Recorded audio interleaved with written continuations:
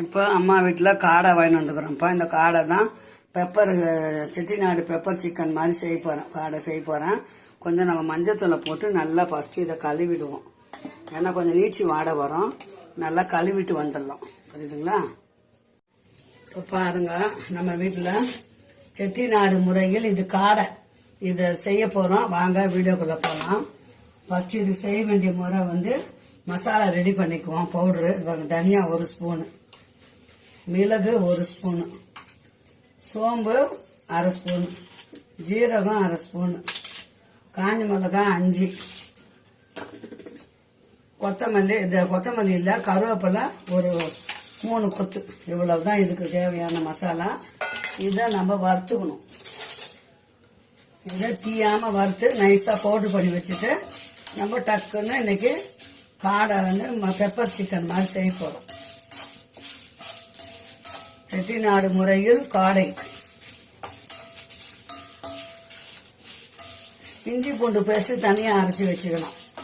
இவ்வளவுதாங்க, சிம்பிளுங்க இது செய்யறது.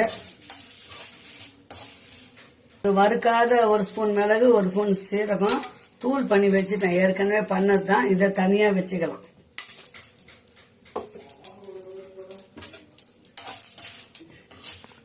இந்த காடை வறுவலுக்கு வந்து நல்லெண்ணெய் ஊற்றினா நல்லது பிள்ளைங்களா. நல்லெண்ணெய் இல்லைன்னா நீங்க ஆக்சுவலா எந்த எண்ணெய் ஊத்துறீங்களோ அந்த எண்ணெய் ஊத்திக்கலாம். இப்போ அம்மா எண்ணெயை ஊத்தியாச்சு.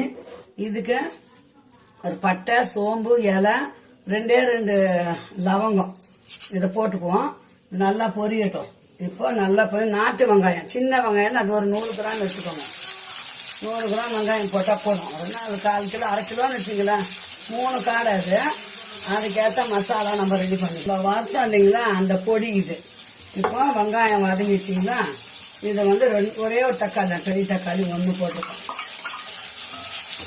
தக்காளி ரொம்ப போடக்கூடாது. இது கொஞ்சம் நல்லா மையம் வதங்கணும்.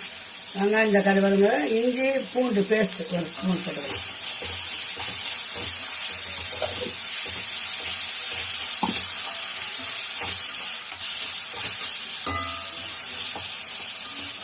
உப்பு இப்பெல்லாம் போடக்கூடாது. கொஞ்சம் நல்லா வதங்கணும்.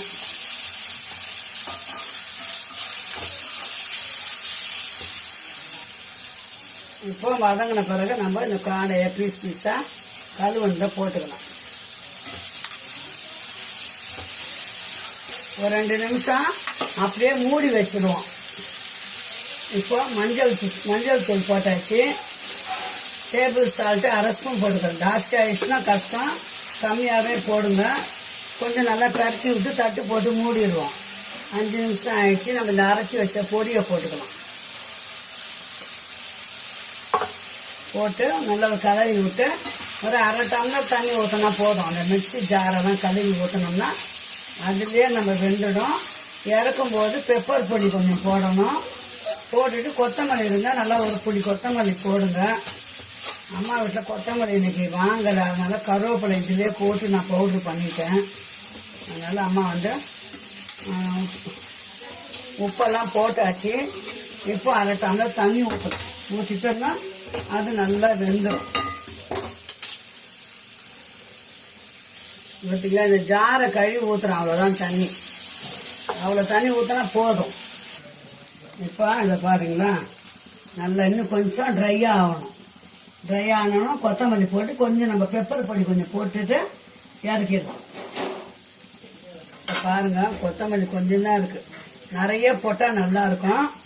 போட்டுட்டு நம்ம இதுக்கு மேலே இந்த பாருங்க பெப்பர் பொடி கொஞ்சம் போட்டுட்டு நல்லா பரட்டி விடணும். அவ்வளோதான், காடை செட்டிநாடு ஃப்ரை. ஓகேங்களா? செட்டிநாடு மசாலா காடை ஸ்பெஷல் இன்னைக்கு.